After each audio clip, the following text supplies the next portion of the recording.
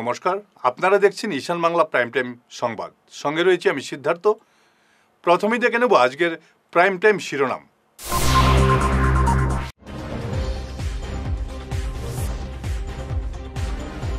Advantage অসম একটি মহান অভিযান, বললেন প্রধানমন্ত্রী নরেন্দ্র মোদী।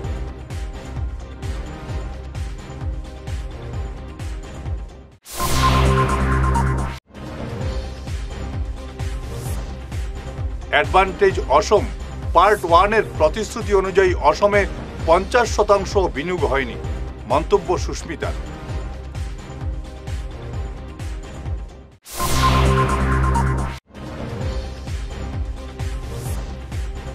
মাকে খুন করে মাটিতে পুঁতে রাখলো ছেলে, চাঞ্চল্য পাথারকান্দির পুতনি চা বাগানে।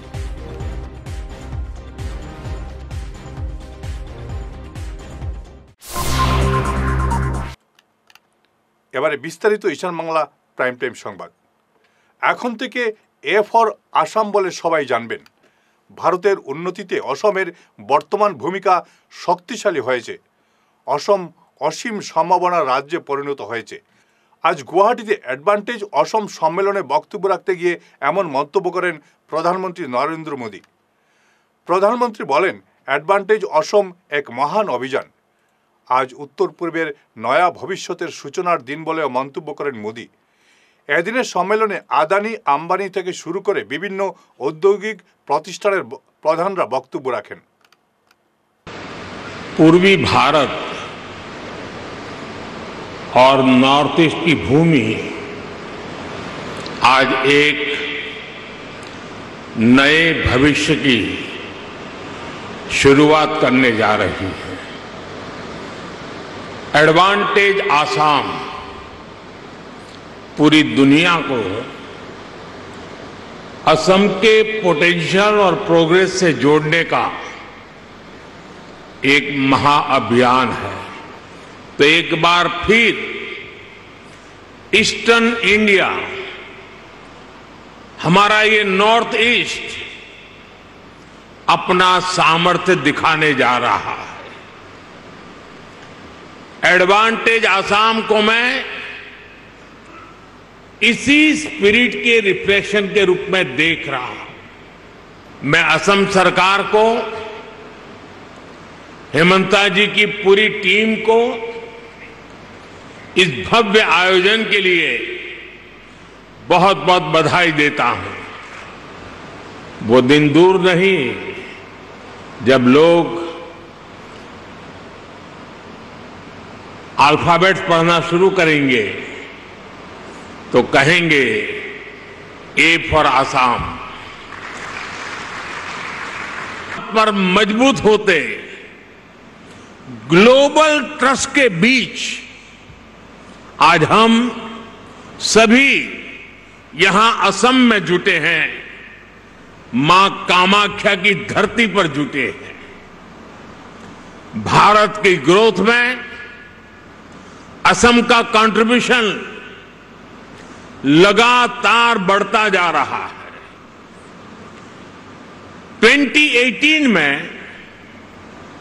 एडवांटेज असम समिट का पहला एडिशन आयोजित हुआ था। অ্যাডভান্টেজ অসম পার্ট 1 এর প্রতিশ্রুতি অনুযায়ী অসমে 50% বিনিয়োগ হয়নি। 1 লক্ষ কোটি টাকা বিনিয়োগের কথা থাকলেও 50% হয়নি। আজ এমন মন্তব্য করেছেন রাজ্যসভার সদস্য সুস্মিতা দেব। তিনি বলেন, অ্যাডভান্টেজ অসম পার্ট 1-এ আম্বানি প্রতিশ্রুতি দিয়েছিলেন অসমের 80,000 বেকারের চাকরি হবে, কিন্তু কথায় চাকরি হয়েছে বলে প্রশ্ন তুলেন সুস্মিতা। এবার ফের একই সম্মেলনের আয়োজনের জন্য মুখ্যমন্ত্রীকে সাধুবাদ জানালেও বরাকে উদ্যোগ প্রতিষ্ঠানের দাবি তুলেন সুস্মিতা। অন্যদিকে গতকাল গুয়াহাটিতে ঝুমুর নৃত্যের প্রশংসা করলেও চা শ্রমিকদের মজুরি না বাড়ায় বিজেপি সরকারের কড়া সমালোচনা করেন সুস্মিতা দেব। দেখেন, অ্যাডভান্টেজ আসাম যেটা মাননীয় মুখ্যমন্ত্রী করছেন এবং প্রধানমন্ত্রী এসছেন আসামে, এটা কারুর আপত্তি করার ব্যাপার না। কারণ আসাম উন্নত হবে, আসামে আরো বেশি করে ইন্ডাস্ট্রি হবে, এটা কে চায় না, আমরা সবাই চাই। কিন্তু আমি মনে করি যে আজকের দিনে আসামে আজকের দিনে আসামে যদি আমরা দেখতে পারি, অ্যাডভান্টেজ আসাম পার্ট 1-এ ওরা বলেছিল 1,00,000 কোটি টাকার ইনভেস্টমেন্ট হবে, কিন্তু 50%ও হয়নি। এবং যারা আসামে এখন পর্যন্ত ইনভেস্ট করেছে এটা হলো সরকারি কোম্পানি, যেগুলো পাবলিক সেক্টর ইউনিট, কিন্তু প্রাইভেট ইনভেস্টমেন্ট আসেনি। আমার মনে আছে আম্বানি বলেছিল 80,000 চাকরি হবে। প্রাইভেট সেক্টরে 80,000 চাকরি কোথায় হলো? আমাদের ছেলেমেয়েরা এখনো গ্রেড 3 আর গ্রেড 4 এর চাকরি চাইছে। 2 নম্বর কথা, আমরা দেখেছি যে ঝুমুর ডান্সটা, নাচটা প্রধানমন্ত্রীর সামনে কয়েক হাজার বাচ্চারা করেছে, খুবই সুন্দর করেছে ওরা পারফরমেন্সটা। কিন্তু অত্যন্ত দুঃখের ব্যাপার, মোদী সরকার বলেছিল যে শ্রমিকদের যে দিন মজদুরি থাকে ব্রহ্মপুত্র আর বরাকে, সেটা অনেক বাড়িয়ে আনবে। মানে 351 রুপিস ব্রহ্মপুত্রতে করবে আর বরাকে 330 রুপিস। আজ পর্যন্ত 10 বছর বিজেপির সরকার চা জনজাতির জন্য এই দিন মজদুরিটা বাড়াতে পারেনি। জন্মদাত্রী মাকে খুন করে মাটিতে পুঁতে রাখলো পাষণ্ড এক পুত্র। গা শিউরে ওঠার মতো এই ঘটনাটি সংঘটিত হয়েছে পাথারকান্দির পুতনি চা বাগানে। অভিযুক্ত রঘুনাথ চৌহান সহ আরও একজনকে গ্রেফতার করেছে পুলিশ। মৃত মহিলার নাম লক্ষ্মী চৌহান। গত প্রায় 18 দিন আগে ঘটনাটি সংঘটিত করে রঘুনাথ চৌহান। মাকে খুন করে বাড়ির শৌচালয়ের পাশে মাটিতে পুঁতে রেখেছিল রঘুনাথ। কিছুদিন থেকে লক্ষ্মী চৌহানের কোনো খোঁজ না পেয়ে সন্দেহ জাগে এলাকার জনগণের। খবর দেওয়া হয় পাথারকান্দি পুলিশে। পুলিশ এসে তদন্ত শুরু করে শেষ পর্যন্ত গতকাল মাটি খুঁড়ে মহিলার লাশ উদ্ধার করা হয়। এটা ডেড বডি রিকভার হয়েছে, এজনী female, at about 48 years of age। নামটো আছিল লক্ষ্মী চৌহান। তেখেতৰ ডেড বডিটো পুতি থোৱা হৈছিলে নিজৰ বেকয়াৰ্ডত, আজি খান্দি ওলাই দিয়া হৈছে। তাৰপিছত ইনকুৱেষ্ট কৰা হৈছে। এতিয়া পোষ্টমৰ্টমৰ কাৰণে আমি শ্ৰীভূমি চিভিল হস্পিটেলত পঠাই আছোঁ। কোনে কৰিছে এই ঘটনা স্যাৰ? এই ঘটনাটো for the check of investigation এতিয়া আমি একো ৰিভিল নকৰোঁ, পাছত আপোনালোকক কৈ দিয়া হ'ব। কিমান দিন আগতে হৈছে ঘটনাটো স্যাৰ? আমাক যিমানটো গম পাইছোঁ, ইন এণ্ড এৰাউণ্ড 15 to 20 ডেজৰ ভিতৰত হৈছে এইটো, বাট ইনভেষ্টিগেশ্যনত এণ্টাৰ ডিটেইলছ। আজ থেকে শুরু হলো ঐতিহ্যবাহী ভুবন মেলা। মেলার সূচনা করেন কাছাড়ের জেলাশাসক মৃদুল যাদব। সঙ্গে ছিলেন কাছাড় জেলা বিজেপি সভাপতি রূপম সাহা, সুনাইট সার্কেল অফিসার মারিয়া তামিম সহ ভুবন মেলা কমিটির সভাপতি সৌমেন দাস, বিজেপির রাজ্য কমিটির সদস্য হেমাঙ্গ শেখর দাস, প্রাক্তন জেলা পরিষদ সদস্য কৃপেশ ঘোষ প্রমুখ। গতকাল থেকেই ভুবন তীর্থে পুণ্যার্থীদের আগমন শুরু হয়েছে। বুধবার মহাশিবরাত্রি তথা শিব চতুর্দশীতে ভুবন পাহাড়ের চূড়ায় শিবলিঙ্গে জল ঢালতে কয়েক লক্ষ পুণ্যার্থীর সমাগম হবে বলে আশা করা হচ্ছে। शिवरात्रि पर्व की आपको बहुत शुभकामनाएं और आशा करते हैं कि सारे श्रद्धालुओं के लिए कल का दिन और परसों का दिन बहुत श्रद्धापूर्ण और सुखद रहेगा। और जैसा कि हमारे पहले सभापति महोदय ने बताया कि इस मेला प्रशासन की पहली मीटिंग 15 तारीख को स्टार्ट हुई थी। इसमें हमारे ऑनरेबल मिनिस्टर सर की अध्यक्षता में सारी कमिटीज के प्रेसिडेंट और यहाँ के लोगों के साथ मिलकर एक बैठक हुई थी, जिसमें बहुत से निर्णय लिए गए थे। और साथ में सेकेंड मीटिंग 20 तारीख को सर्किल लेवल पे हुआ, जहाँ पे उन निर्णयों का क्रियान्वयन हुआ कि नहीं उसको सेटिंग किया गया। उसमें मेन था कि पुलिस सिक्योरिटी देना है, सीआरपीएफ को आके यहाँ पे स्टैब्लिश होना है, साथ ही साथ डॉक्टर का कहाँ पे लगाना है। डॉक्टर 3 जगह, एक ऊपर, एक नीचे और एक साइड में डॉक्टर्स का टीम को स्टैब्लिश किया। और साथ ही साथ एक्साइज का टीम आया था, सर्किल के पीएचई का टीम आया था। मोर देन 100 टॉयलेट्स हम लोग ने व्यवस्था की है नीचे के ऊपर साइड में। और कुछ जो ऊपर जो मंदिर का मेन स्थल है वहाँ पे लाइट की व्यवस्था, जनरेटर की व्यवस्था और अनटाइड फंड से ऑलरेडी शेड बनाया हुआ है और वहाँ परमानेंट टॉयलेट्स की व्यवस्था करी गई है। सो प्रशासन ने प्रयास किया है कि आपका आने वाले श्रद्धालुओं का यहाँ पे टाइम कन्वीनियंस से गुजरे और जो कल के दिन जो शिवरात्रि का पर्व होगा वो अच्छे से निकल पाए। लेकिन इतना बड़ा आयोजन है, 4 लाख से लेकर 5 लाख लोग आने वाले हैं। ফিরে আসছি ছোট্ট বিরতির পর, সঙ্গে থাকুন।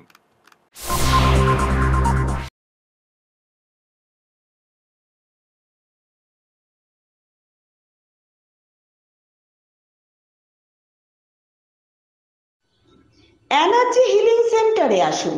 এখানে steam bath, neuro massage, immersion bath, acupressure, digital magnetotherapy, infrared, spiral, rolling, neuro massage, acupressure, acupuncture, shirodhara, yoga, physiotherapy এবং কাইরোপ্র্যাকটিক বোন সেটিং এর দ্বারা জয়েন্ট পেইন, মেরুদণ্ডের পীড়া, নার্ভের রোগ, কিডনির রোগ, সাইটিকা, স্পন্ডিলাইটিস, কোমরের ব্যথা, প্যারালাইসিস, ব্লাড প্রেশার, ডায়াবেটিস, স্ত্রীরোগ, পুরুষত্বহীন, অনিদ্রা, পেটের রোগ ইত্যাদির চিকিৎসা করা হয়।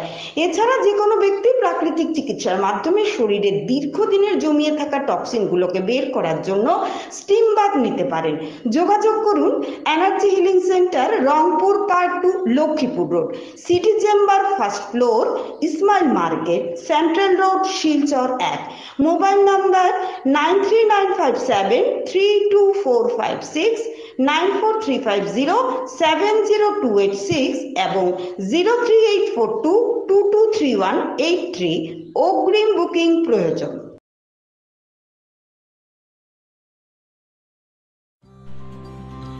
সোনার সংসার জুয়েলার্স, সোনা মানেই সোনার সংসার।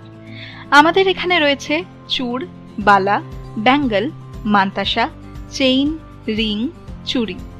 50,000 টাকার সোনার গহনা কেনাকাটা করলে রয়েছে একটি নিশ্চিত উপহার।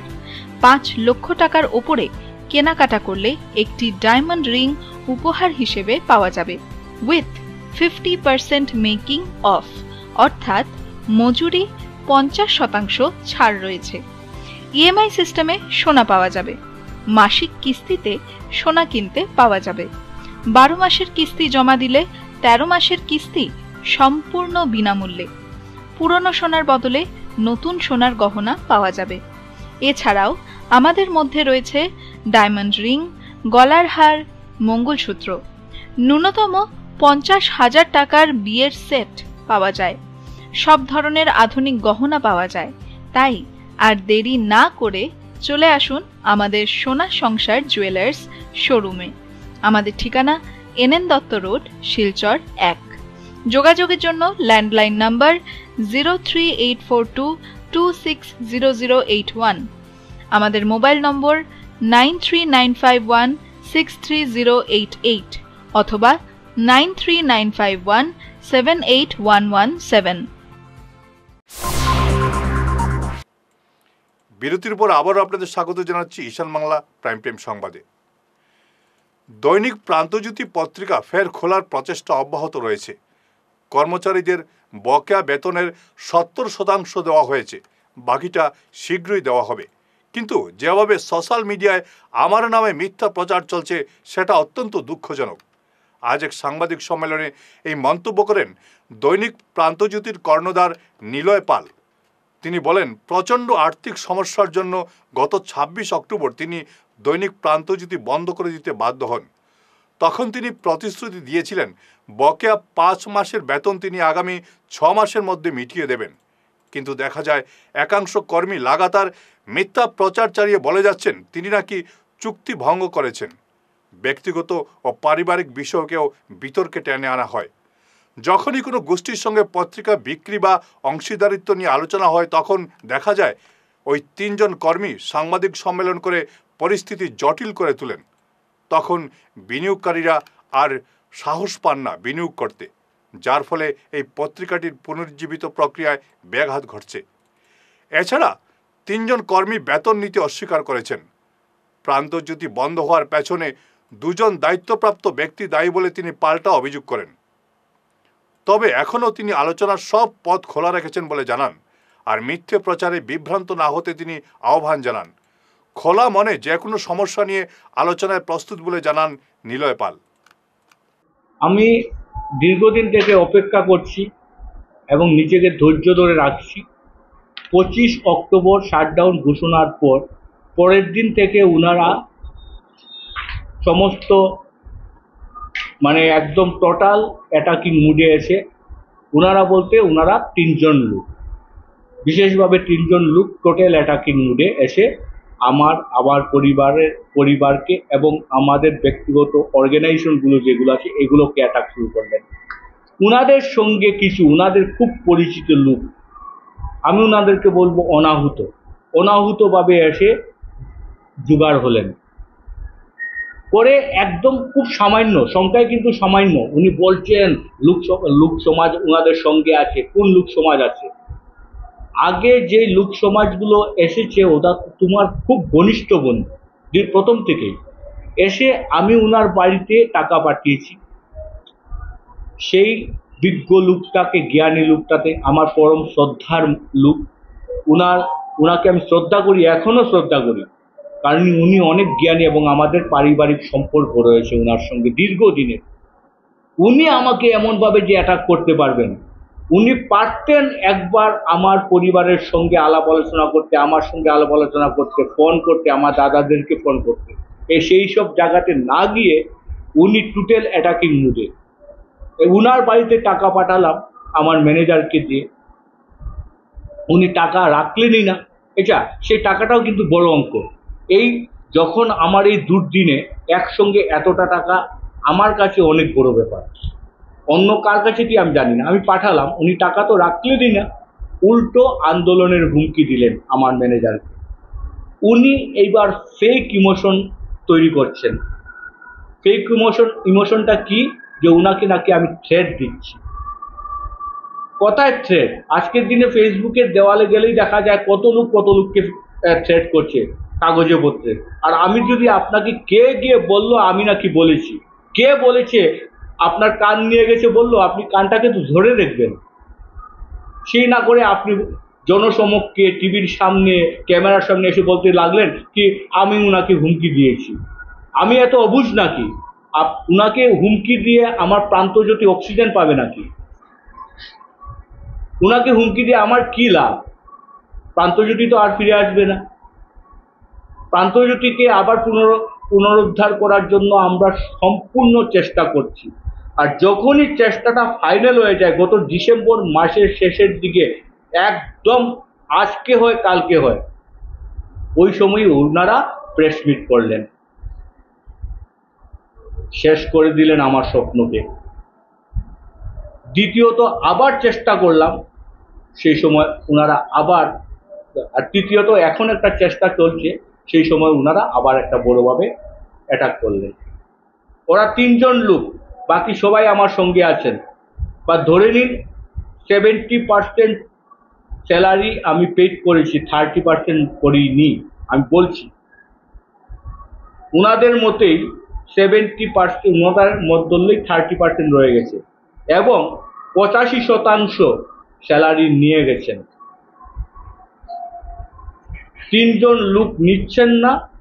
ওয়ান অফ দেমকে আমি ফোন করলাম, দাদা অফিসে সেই টাকাটা নিয়ে নিও। আমি আপনার অফিসে আসবো কেন? ওনার প্রশ্ন। আমি বললাম অফিসে আসবেন না তো কোথায় আসবেন? বললো কেন আপনার অফিসে আসবো? আমি আর ফোনই করলাম না ওনাকে। আরে যে অফিসের আওতায় উনি আসবেন না, হেড অফিসে আসবেন না? আমার তৃতীয় এবং চতুর্থ প্রশ্ন, আপনি সবাইকে নিয়ে কেন এই আক্রমণের দিকে সবাইকে লেলিয়ে দিচ্ছেন? আপনার কি স্বার্থ? আপনার তো জীবনের চাহিদা কিছু নেই, আপনি খুব ভালো লোক, কিন্তু আপনার যে স্বভাবটা, আপনাকে আমার চেয়ে কেউ বেশি চিনে না। আপনার একটা স্বভাব আছে পিছনে লাগার, আর যখন যার পিছনে লাগবেন তার শেষ দেখে ছাড়েন। তো আমার শেষ দেখে ছাড়তে চাইছেন, কি লাভ? আপনার তো আমি অনুজ, আপনি আমার অগ্রজপতি, আপনি পরম, আর কি বলবেন? ওনারা চুক্তি বলে একটা কথা বারবার বলছেন, ত্রিপাক্ষিক চুক্তি। এটা বলুন তো, ত্রিপাক্ষিক চুক্তি কেন হবে? আমাদের মধ্যে দুই পক্ষের মধ্যেই কোনো চুক্তি হলো না, তো ত্রিপাক্ষিক চুক্তি কোথা থেকে আসলো? অ্যাকচুয়ালি কি হয়েছে, আমার উকিল গিয়েছিল প্রত্যেকটা মিটিং অ্যাটেন্ড করতে, সেই উকিলকে দিয়ে ওনারা একটা স্বাক্ষর করিয়েছেন। ওয়ারেস আমি যে চিঠিটা লিখেছি সেটাতে ক্লিয়ারলি লেখা আছে I am striving my best to reopen. তো স্ট্রাইভিং কথাটির অর্থ হচ্ছে প্রচেষ্টা চালানো। আমি প্রচেষ্টা চালিয়েছি এবং দোরগোড়ায় গিয়ে পৌঁছে গেছিল। আমরা এখনো চেষ্টা চালাচ্ছি, কিন্তু প্রতি মুহূর্তে বাধা আসছে এই 3 জন লোকের, 4 জন লোকের কাছ থেকে। এবং আশ্চর্যের ব্যাপার, এই 3-4 জন লোকই কিন্তু অন্য হাউসে চলে গেছেন। ওনাদের চাকরিটাকে সুরক্ষিত করেছেন, করে এসে এবার আমাদের প্রান্তজ্যোতির পিছনে লেগেছেন। আর যারা এখনো আমার সঙ্গে আছেন তারা কিন্তু কোনো বড় পোস্টে কোনোদিন ছিল না, আর যারা নৈতিকতা এইভাবে হারিয়ে ফেলেছেন ওনারাই প্রান্তজ্যোতির প্রথম স্তরে ছিলেন। চেচরি গণিগ্রাম সড়ক নিয়ে এবার সরব হলেন সাংসদ সুস্মিতা দেব। আজ বেহাল সড়কটি পরিদর্শন করে জানান, শীঘ্রই সংস্কার না হলে আন্দোলন গড়ে তোলা হবে। এদিন উজানগ্রাম এবং দুর্গাপুরের জনগণ সুস্মিতার কাছে তাদের দুর্ভোগের কথা তুলে ধরেন। এদিন সুস্মিতার সঙ্গে ছিলেন তৃণমূল কংগ্রেসের জেলা সাধারণ সম্পাদক রাহুল আলম লস্কর, আব্দুল বাসিত লস্কর সহ অন্যান্যরা। গ্রামকে এটার প্রভাব পড়ে। এই গাড়িটা পাস রাস্তাটা হলো চেচরি গণিগ্রামের রাস্তাটা পিএমজিএসওয়াই অনেক আগে করা হয়েছিল, কিন্তু এই রাস্তা দিয়ে আমাদের দুর্গাপুর, উজানগ্রাম, চেচরি, জারলতলা, চন্দ্রনাথপুর, বিহারা এইগুলা মানুষ এদিক দিয়ে যাতায়াত করে। আজকে এয়ারপোর্ট যেতে হলে এই রাস্তা, আজকে হাসপাতালে যেতে হলে এই রাস্তা, আজকে শিলচরে যেতে হলে ডিস্ট্রিক্ট ডিসির অফিস যেতে হলে এই রাস্তা, কিন্তু এই রাস্তার মেরামতি আজ পর্যন্ত হয়নি। তো এখানের এলাকার মানুষরা বলছে যে ওরা বারবার বিভিন্ন জনপ্রতিনিধির সম্মুখে গিয়ে এই দাবিটা রেখেছে। ইঞ্জিনিয়াররা বলছে যে ডিসেম্বর 23 বা জানুয়ারি 24-এ একটা টেন্ডার হয়েছিল, কিন্তু এই কাজটা শুরু হয় না কেন আমি বলতে পারবো না। কিন্তু আমি এখানে কেন এসেছি, এখানে আমার তৃণমূল কংগ্রেসের মন্ডল প্রেসিডেন্ট আছেন, আমাদের ব্লক প্রেসিডেন্ট, ওরা একটা দাবি রেখেছিলেন যে এটা নিয়ে একটা কিছু উদ্যোগ নেওয়ার। শিবরাত্রিকে সামনে রেখে শিলচর শ্যামসুন্দরজিউর আখড়ায় প্রতিষ্ঠা হলো মুক্তেশ্বর শিবলিঙ্গ। ভোলাগিরি আশ্রমের মহারাজরা পূজা অর্চনা ও বৈদিক মন্ত্রোচ্চারণের মাধ্যমে মুক্তেশ্বর শিবলিঙ্গের পূর্ণ প্রতিষ্ঠা করেন গতকাল। এ উপলক্ষে গত দুদিন ব্যাপী চলে বিভিন্ন কর্মসূচি। আজকে শিলচরের কাছার মধ্যে শ্যামসুন্দর যে আখড়া, সেই আখড়ার মধ্যে আজ মুক্তেশ্বর মহাদেব প্রাণ প্রতিষ্ঠা হয়েছে। কাশী থেকে আমাদের পণ্ডিত রাজু আরওয়াল দ্বারা এই প্রাণ প্রতিষ্ঠা, বৈদিক মন্ত্রের দ্বারা প্রাণ প্রতিষ্ঠা হয়েছে। এখানে বৈষ্ণবের যে আখড়া, এর মধ্যে একটা মহাদেবের যে প্রাণ প্রতিষ্ঠা হয়েছে। এখানে এটা বোঝাতে চাচ্ছে হরি হরের মধ্যে কোনো পার্থক্য নেই। আমাদের মধ্যে অনেকে এটা নিয়ে অনেক বিবাদ সৃষ্টি করে। হরি যেখানে আছে সেখানে হরি আছে। যারা হরি হরের মধ্যে যে পার্থক্য দেখে তারা অজ্ঞানী। এখানে বোঝাতে যাচ্ছে যেখানে হরি, হরির মধ্যে যিনি হর রূপে দেখে সেই জ্ঞানী, আর যিনি হরের মধ্যে হরি দেখে সেই জ্ঞানী। আর যারা দুধের মধ্যে যে পার্থক্য তারা অজ্ঞানী, এটা এখানে বোঝাতে চাচ্ছে। আজকে আমি শেষ করার আগে ঈশান বাংলা প্রাইম টাইম সংবাদ শিরোনাম আরও একবার।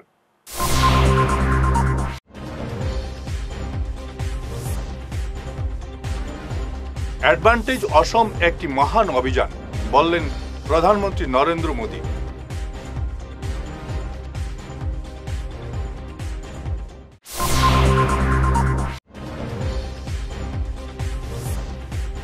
অ্যাডভান্টেজ অসম পার্ট 1-এর প্রতিশ্রুতি অনুযায়ী অসমে 50% বিনিয়োগ হয়নি, মন্তব্য সুস্মিতার।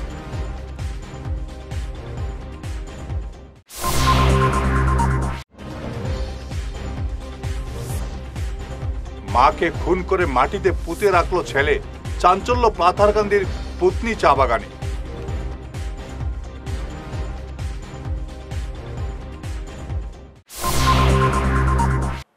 আজকের মতো ঈশান বাংলা প্রাইম টাইম সংবাদ এ পর্যন্তই। নমস্কার।